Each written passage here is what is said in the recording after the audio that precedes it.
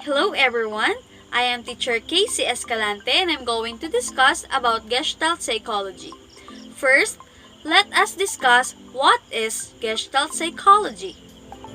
Gestalt psychology was at the forefront of cognitive psychology, which talks about our thinking behavior. It serves as the foundation of cognitive perspective to learning. It also poses the external and mechanistic focus of our behaviorism. It considers the mental processes and product of perception. It also explains when we are seeing things and how we process and give meaning on it. And for your information, Gestalt psychology is also a theory. A theory that looks at human perception and was developed by Max Wertheimer. The term Gestalt means form or configuration. And psychologist Max Wertheimer, together with Wolfgang Kohler and Kurt Kofka, studied the perception and concluded that perceivers or the learners are not passive but active. Did you know that Gestalt psychology has its law of perception? Now, let's discuss this law of perception.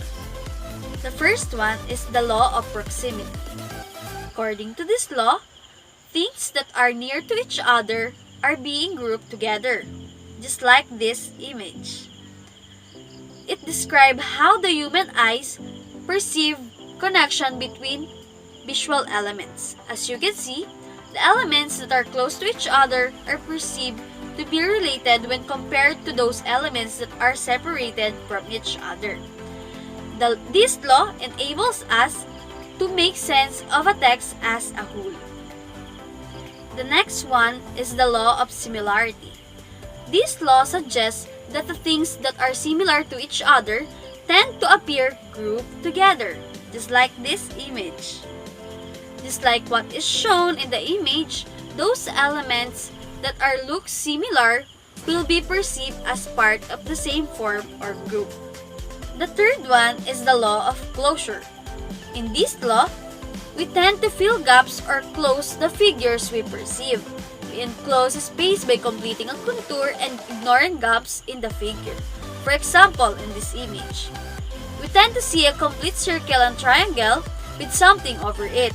We see it as a whole and we didn't care in those broken lines. We like to see as simple of a figure as possible. The fourth one is the law of good continuation.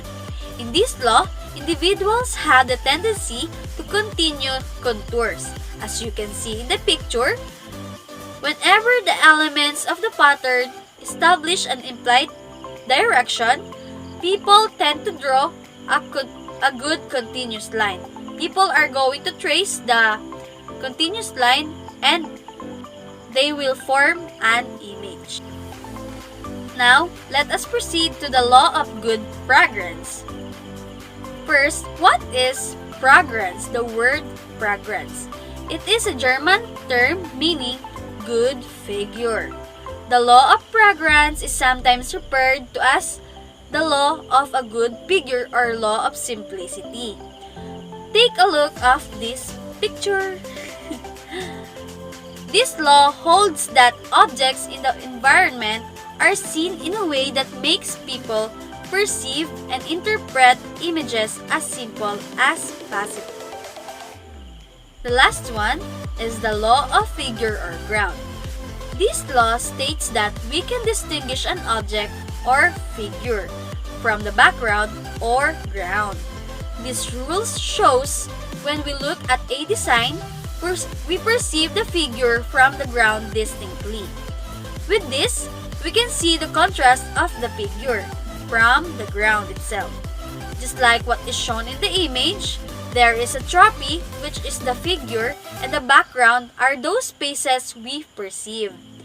This law also appears as an illusion, wherein we perceive two or more different elements and we give meaning on it. And for us to deeply understand the Gestalt psychology, Here is a video clip that explains its whole idea. Okay, utak natin ay nag-fill in ng mga gaps na yun. Okay?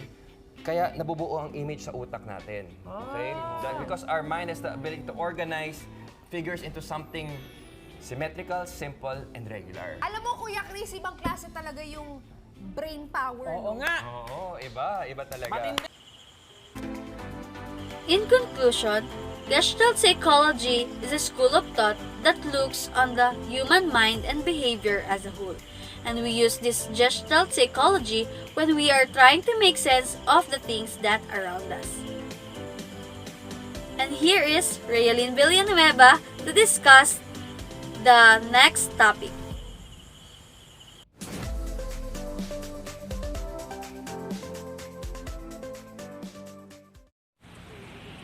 Thank you, Casey. Good day, everyone. For the continuation, I am here to discuss about insight learning and Gestalt principle and the teaching learning process. First is we're going to start with who is the first psychologist who developed insight learning, in which he described an experiment with the apes that could use boxes and sticks as tools to solve the problem. Who is Wolfgang Kohler? He is born on January 21, 1887 at Reveal, Estonia, and died on June 11, 1967 at the age of 80. His study subjects are perception, chimpanzee, and problem solving.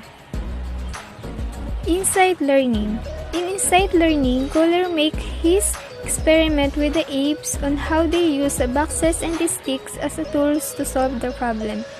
Let me tell you the scenario on how the apes used those tools to solve the problem based on Kohler experiment. The first scenario is when the problem was solved by placing a smaller stick into the longer stick to create one very long stick in which could use to knock the hanging fruit down. In the second scenario, the apes would solve the problem by stacking the boxes on the top of the stacked boxes to reach the food. Kohler said that the important aspect of learning was not reinforcement, but the coordination of thinking to create new organization. And also, the insight learning is the realization of problem solution. Insight learning is not the result of trial and error. It is a completely cognitive experience, which requires the ability to visualize the problem and the solution eternally in the minds of I to speak before initiating a behavioral response. Now, let's move on Gestalt principles and the teaching learning process. The 6 Gestalt principles not only influence perception but they also impact on learning. Other psychologists like Kurt Lewin expounded on Gestalt psychology. The theory of Kurt Lewin, focusing on life space, adhered to Gestalt theory. He said that an individual has inner and outer forces that affect his perceptions and also his learning. The inner forces include his own motivations, attitudes, and feelings. Outer forces may include the attitude and behavior of the teacher and classmates. All these forces interact and impact on the person's learning. Mario Polito, an Italian psychologist, writes about the relevance of Gestalt psychology to education.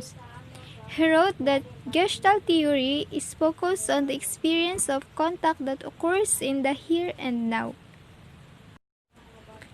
He wrote that it takes interest in the complexity of experience without neglecting anything but accepting and applying all that emerge. It stimulates learning as experience and experience as a source of learning. Autonomy and freedom of the students is stimulated by the teachers. The contact experience between teachers and students is given value. An authentic meeting based on sharing ideas and affections. That's all for Insight Learning and Gestalt Principle and the teaching learning process. I hope you learned something, and thank you for watching and for your time. God bless you all.